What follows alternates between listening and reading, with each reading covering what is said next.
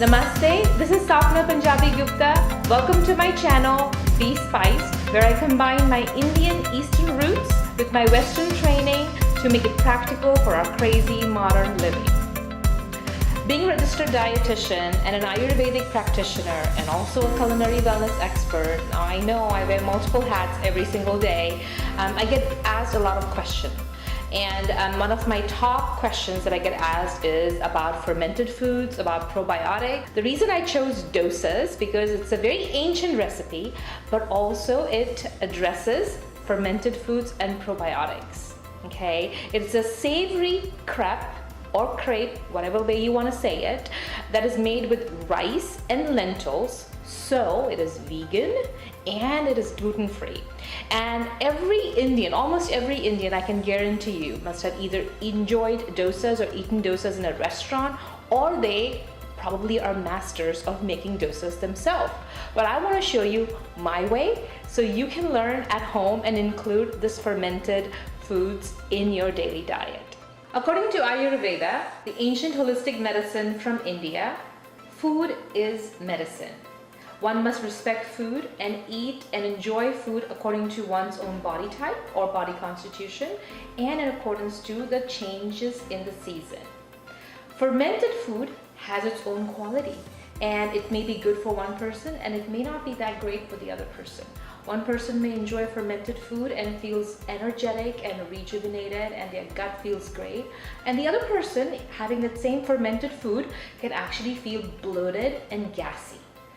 Why does that happen? Because we all are different, and also the food has its own specific gunas or qualities, and depending on the individual, those qualities can either be positive qualities for the one person and it could have negative qualities for the other person.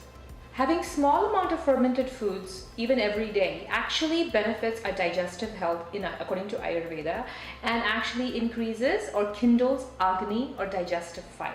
Too much of fermented food, however, can actually produce excess pitta or heat in our body. So some people may experience heartburn if they have too much of fermented food.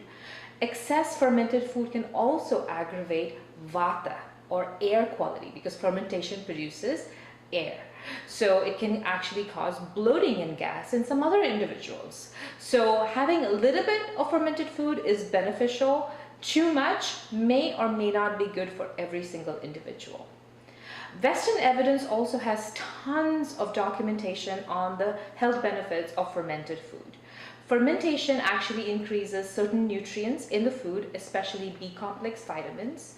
It increases antioxidant properties, it increases antimicrobial properties, it decreases phytates and other enzyme inhibitors. So fermented food is wonderful to enjoy, but one needs to be mindful that it needs to be enjoyed in certain seasons and it needs to be enjoyed in a certain amounts based on who that person is and how their digestive health is.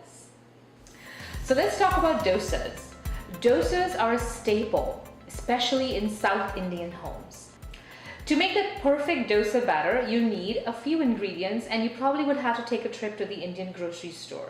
Or you may be lucky that you may find these ingredients in a regular grocery store.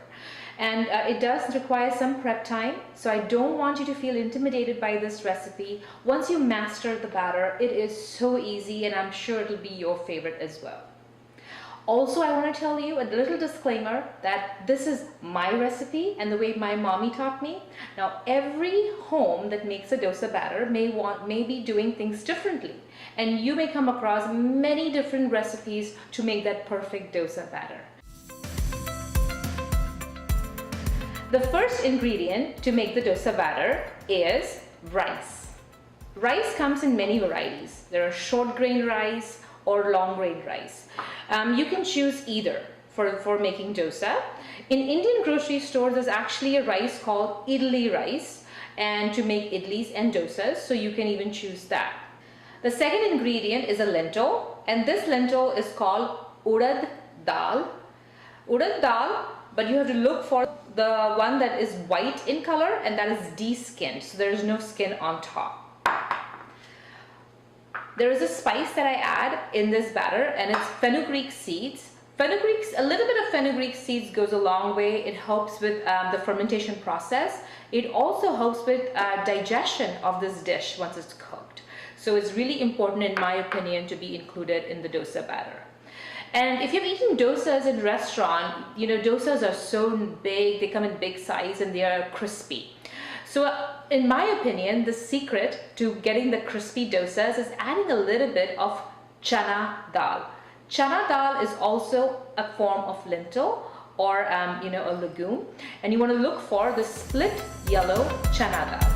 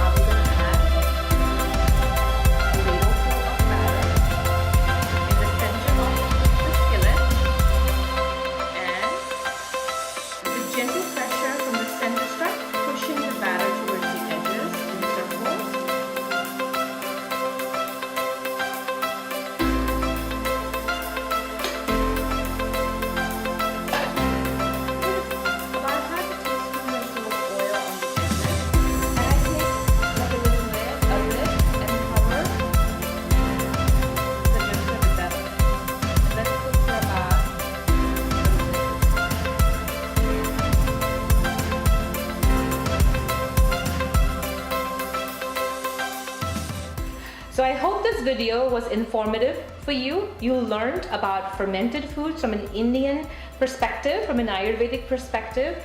You also learned my secret recipe to make that perfect dosa batter. So go practice and enjoy dosas for yourself and your family.